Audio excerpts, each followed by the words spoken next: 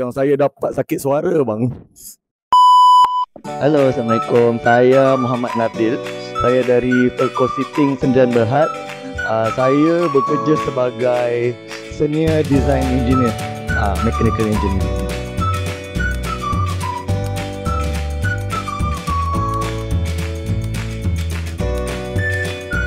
Sangat efektif sebab sebelum ni saya jarang bersosial dengan pekerja lain, terutama di departmen lain lah.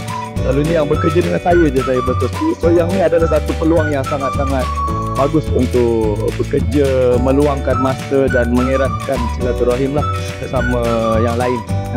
Gitu.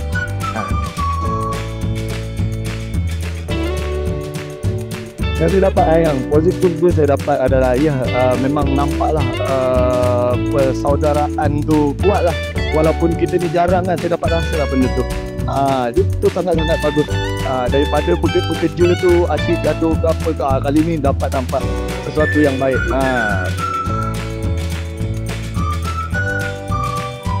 Aktiviti yang paling best bagi saya hari ni adalah Explorers. Dalam Explorers tu yang paling best untuk so guna hidung.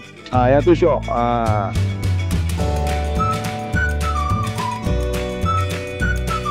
Tapi harapan saya yang paling saya mengharapkan adalah jika kita kembali semula ke dalam office tu, benda ni terus di bawah lah. Dia bukannya terhenti dekat sini je. Saya harap benda ni bawa dan terus dipraktikkan lah. Pandai-pandai lah praktikkan. Itulah yang sebenarnya saya harapkan. Harap-harapnya lah.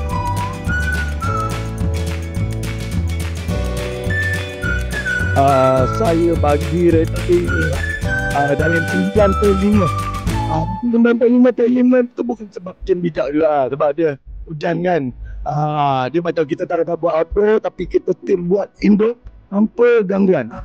Walaupun plan dia kat luar tapi kita tetap berubah semua dengan sangat jayanya. Tu pasal dia ada 9.5 habis lah. Tapi gitu.